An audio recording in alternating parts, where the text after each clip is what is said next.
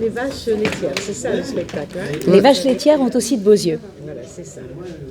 Mais bonjour et un grand bravo pour ce spectacle qui nous a emballés et qui a un message à faire passer, plus qu'un message qui est productif.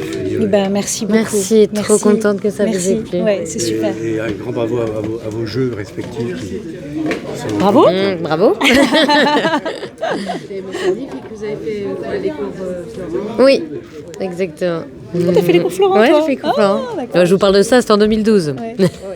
Alors la première question que j'ai envie de poser, pourquoi avez-vous choisi de raconter cette histoire et de parler ouvertement de la boulimie sur scène? Alors, d'abord parce que j'ai été moi-même boulimique de mes 18 à mes 30 ans et que je n'en avais jamais parlé. C'est une histoire vraie. Voilà, c'est une histoire vraie, absolument ce qu'on appelle une autofiction. Et puis aussi parce que j'ai une fille adolescente et qu'à un moment, elle est rentrée un jour de l'école avec sa meilleure copine qui lui avait dit qu'elle avait de grosses cuisses. Et ça m'a tellement choquée et ça fait remonter tellement de choses que je me suis dit, c'est pas possible, 20 ans plus tard, rien n'a changé. La situation est toujours aussi dramatique sur les dictates corporels des femmes. Et donc j'ai eu envie d'en parler. Voilà. Et justement, je voulais vous demander comment la relation entre Victoire et sa fille Léa influence-t-elle le récit et la manière dont l'histoire est racontée?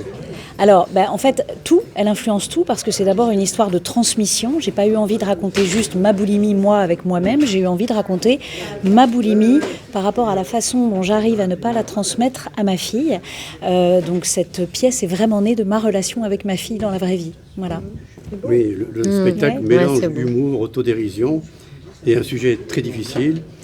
Pourquoi est-ce important d'utiliser l'humour pour parler de cette expérience? Alors, d'abord parce que moi, dans la vie, j'ai décidé, une fois que j'ai été guérie, j'ai décidé d'être heureuse dans la vie et de mettre de la légèreté dans tout et du soleil dans tout, parce que je trouve que la vie est plus facile.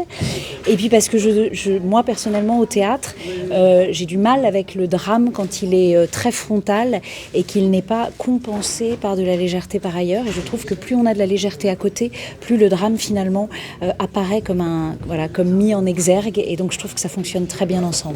Voilà.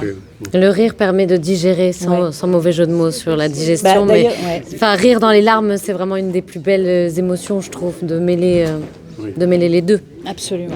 Quel rôle jouent les éléments de scène, comme le vieux frigo? On va pas spoiler. Ah non, faut pas spoiler. La musique électro dans la narration de l'histoire.